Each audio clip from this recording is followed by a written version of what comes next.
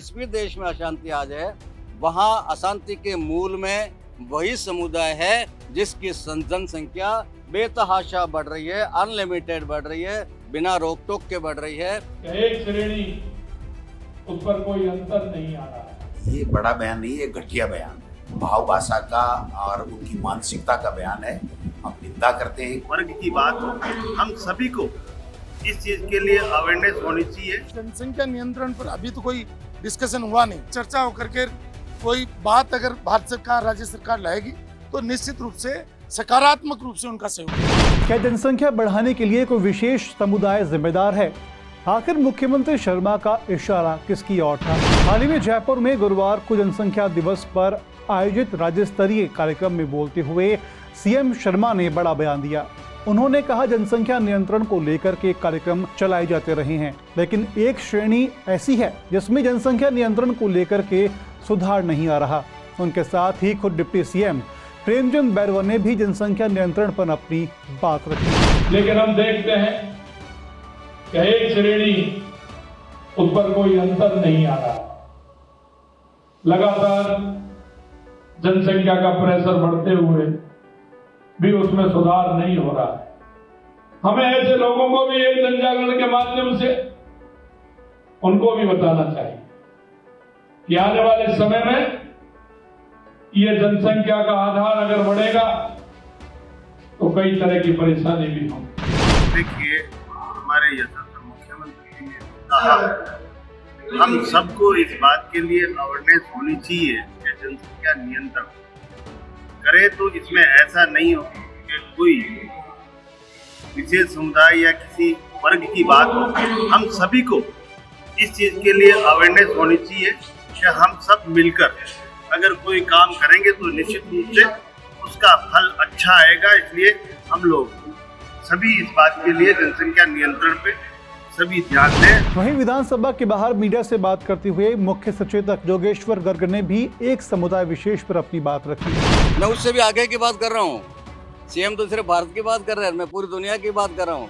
और मेरी बात के समर्थन में आपको हजारों तथ्य मिल जाएंगे। जिस भी देश में अशांति आ जाए, वहाँ अशांति के मूल में वही समुदाय है जिसकी जनसंख्या बेतहाशा बढ़ रही है, अनलिमिटेड बढ़ रही है, बिना रोक टोक के बढ़ रही है। और वो उनका एक हथियार है, संख्या बढ़ाओ और फिर शासन करो। ये उनका पुराना तरीका है और वो उसका लाभ उठा रहे हैं। उस पर सारी दुनिया को अंकुश लगाना चाहिए, अन्यथा सारी दुनिया अशांति की गोद में जाएगी और समस्या भयंकर बढ़ेगी। वहीं पीसीसी चीफ गोविंद सिंह डोटासरा ने कहा कि यह मुख्यमंत्री का घटिया बयान है, जो आरएसएस की सोच है कि हिंदू मुस्लिम में मतभेद पैदा करो और धर्म के आधार पर लोगों को बांट करके राजनीति करो। यह मुख्यमंत्री की भाषा और उनकी मानसिकता का बयान है। मुख्यमंत्री हो या फिर प्रधानमंत्री या फिर कोई जनप्रतिनिधि हो, उसे किसी भी समाज को टारगेट करने का अधिकार नहीं है। ये बड़ा बयान नहीं है, घटिया बयान है। और ये केवल जो इनकी आरएसएस की सोच होती है कि हिंदू मुस्लिम पैदा करो और धर्म के आधार के ऊपर बांट करके लोगों को राजनीति करो, वो इस भाव भाषा का और उनकी मानसिकता का बयान है। हम निंदा करते हैं। किसी भी समाज को, मुख्यमंत्री हो चाहे प्रधानमंत्री हो, चाहे कोई जनप्रतिनिधि हो, चाहे सामान्य नागरिक हो, उसको किसी समाज को टारगेट करने का कोई अधिकार नहीं। इन्होंने गलत किया है। जनसंख्या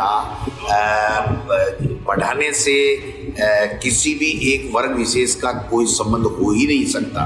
ये इनकी मानसिकता है, जिसके कारण से ये केवल और केवल हिंदू मुस्लिम कर करके और टारगेट करके किसी समुदाय विशेष को अपने वोट बैंक बढ़ाना चाहते हैं। वहीं नीडवाना से निर्दलीय विधायक यूनुस खान ने कहा कि भारत में जनसंख्या नियंत्रण सबसे बड़ी समस्या है। और क्या कहा, देखिए। सरकार कोई भी इस तरीके का प्रस्ताव लाती है जिसमें भेदभाव नहीं हो, और भेदभाव नहीं होना चाहिए क्योंकि भारत का संविधान इसके लिए अलाउ नहीं करता।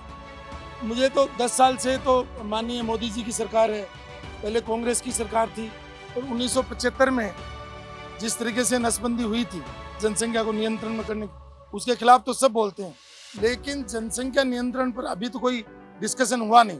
कल जनसंख्या विश्व दिवस था, उस पर भी कोई चर्चा ही नहीं। राजस्थान ही नहीं बल्कि देश में अब जनसंख्या नियंत्रण पर सवाल उठने लगे हैं। साथ ही मांग होने लगी है कि जनसंख्या नियंत्रण पर कानून लाया जाए। खैर, इस पर केंद्र और राज्य सरकार क्या निर्णय लेती है, ये देखने वाली बात होगी।